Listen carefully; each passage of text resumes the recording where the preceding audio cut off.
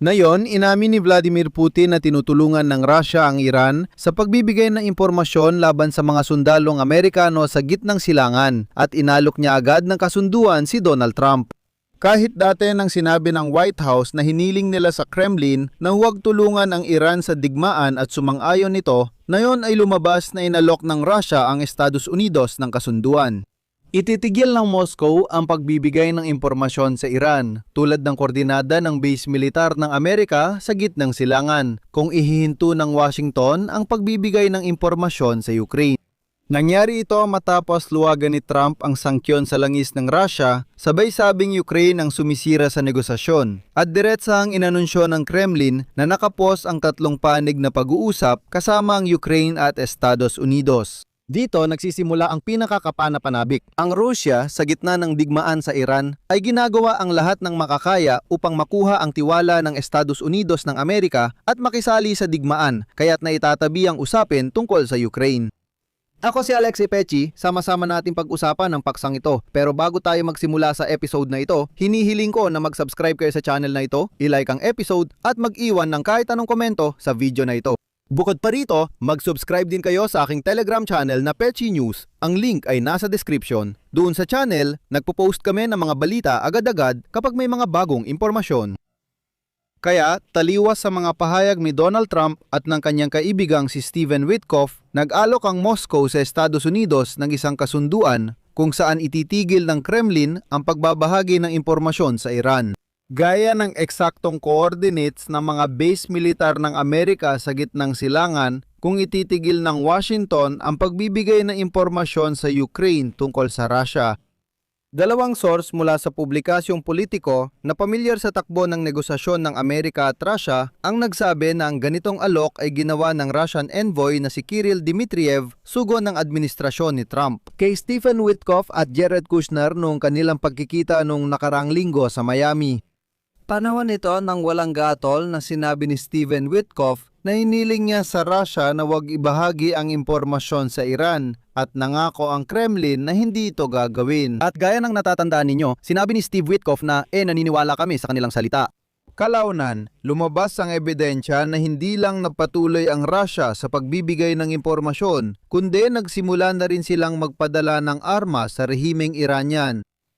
Tiniyak ng politiko na tinanggihan ng Estados Unidos ang alok ng mga Ruso. Gayunpaman, ang pagkakaroon ng alok na ito ay nagdulot ng pag-aalala sa mga diplomatang Europeo na nangangambang sinusubukan ng Moscow na magdulot ng tensyon sa pagitan ng Europa at Estados Unidos sa mahalagang panahon para sa transatlantikong ugnayan.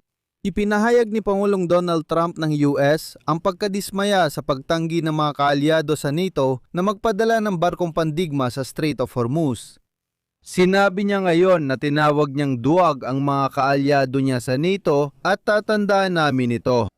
Tinawag ng isa sa mga diplomat ng European Union na nakakagalit ang mungkahi ng Russia. At ang iminungkaing kasunduan ay malamang na magpalakas ng lumalaking hinala sa Europa na ang mga halos lihim na pagpupulong ni Stephen Witkoff at Kirill Dmitriev ay hindi nagdudulot ng konkretong pag-unlad sa pagkakaroon ng kasunduang pangkapayapaan para sa Ukraine, kundi tinitingnan ng Moscow bilang pagkakataon na akitin ang koponan ni Donald Trump sa isang kasunduan sa pagitan ng dalawang kapangyarihan na mag-iwan sa Ukraine at Europa na parang wala lang. Matagal na itong gusto ni Putin mula pa sa simula ng pagkapangulo ni Trump. Limitan ang negosasyon sa dalawang panig na format, Trump-Putin at hatiin ang mundo. Heto ang kapansin-pansing sandali. Inanunsyo ng Kremlin kamakailan na itinigil muna ang tatlong panig na mapayapang negosasyon ukol sa Ukraine na may pamamagitan ng Estados Unidos. Inihayag ito ng tagapagsalita ng diktador ng Russia si Dmitry Peskov. Narito ang kanyang sinabi. Pansamantalang paghinto ito dahil sa malinaw na dahilan. Kaya naman sa sandaling magkaroon ng pagkakataon, sa sandaling magkasundo ang iskidul ng tatlong panig, lalo na ang iskidul ng ating mga Amerikanong tagapamagitan kapag maaari na nilang bigyan ng mas maraming pansin ang mga usaping Ukrainyano. Umaasa kaming matatapos ang paghinto at makakagawa ng bagong round ng tatlong panig na negosasyon. Ngunit nagpapatuloy ang trabaho ng dalawang panig na Russian-American na working group na nakatuon sa mga aspetong pang-ekonomiya.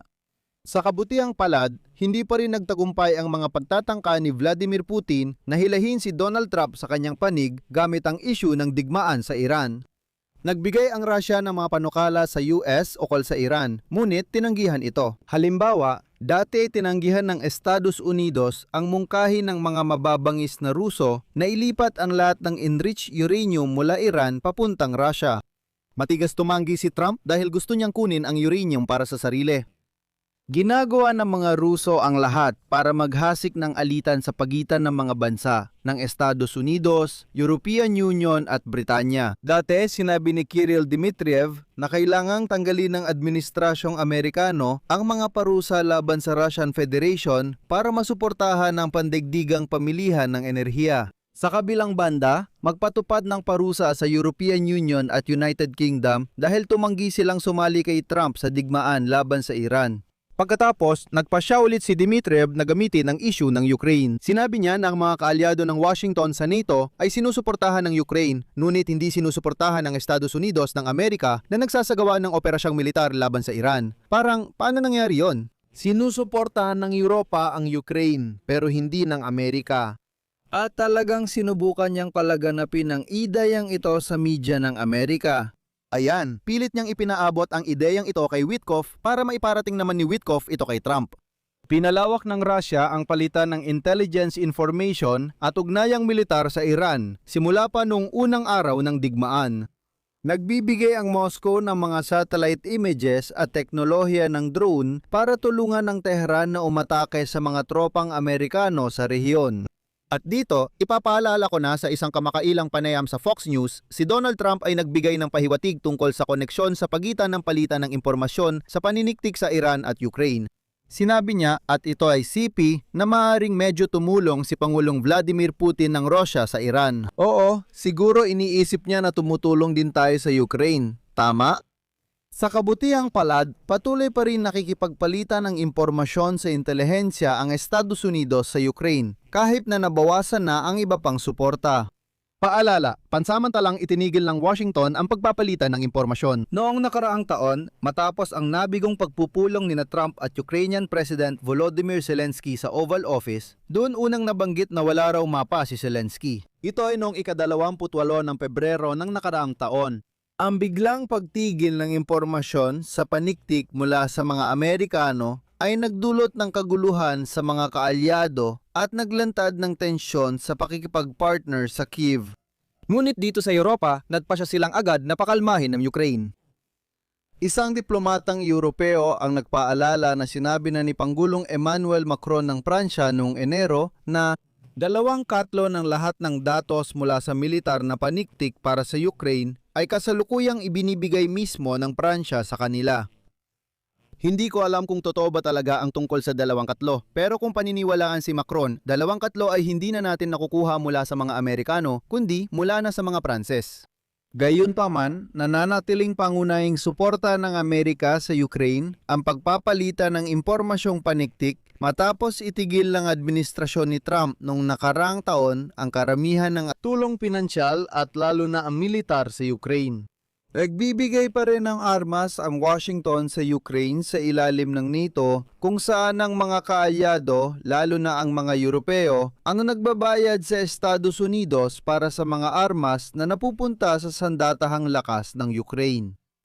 Hanggang dito na lang muna. Isulat ninyo ang inyong opinyon at mga konklusyon sa mga komento sa ilalim ng episode na ito. Mag-subscribe kayo sa channel, pindutin ang notification bell at huwag kalimutang mag-like. Alam nyo na ang dapat gawin. Lubos akong nagpapasalamat sa inyo.